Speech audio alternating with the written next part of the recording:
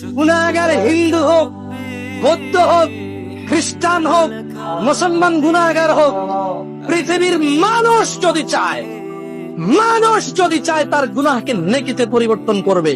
ও যেই ধর্মেরই হোক না কেন, যেই দ্বীনেরই হোক না কেন, সেম প্রসেস শিখাই দেব, জানাই দেব যে হিন্দু লোকটা যদি তার শিরকের গুনাহকে নেকিতে পরিবর্তন করতে চায়, ওই যে লোকটা যে আল্লাহর সাথে শিরক করে নিজেকে মুসলমান বলে মাজারে গিয়ে সিজদা দেয়, ওই যে লোকটা নিজেকে মুসলিম বলে আল্লাহ ব্যতীত অন্য কারোর জন্য জবাহ করে, এই লোকগুলো তাদের গুনাহগুলোকে কিভাবে নেকিতে পরিবর্তন করবে শিখাই দেব।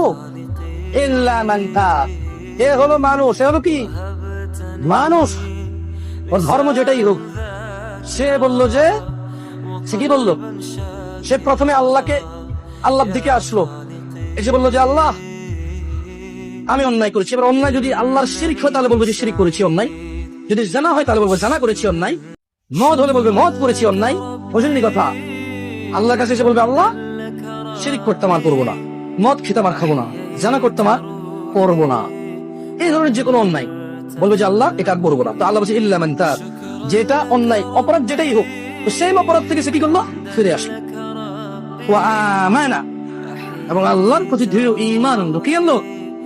আচ্ছা, কোন হিন্দু যদি ঈমান আনে সে কি হিন্দু থাকে? খ্রিস্টান ঈমান আনলে খ্রিস্টান থাকে?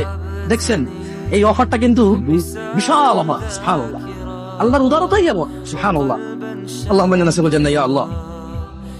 তো ওয়া আমানা, ঈমান আনলো। ঈমান আনার পর কি করতে হবে? একটা কাজ, ওয়া আমিলা আমালান সালিহা, সৎ কর্ম করবে। কি করবে? অপরাধ যা করছে তো করে ফেলছে, এখন সৎ কর্ম করবে।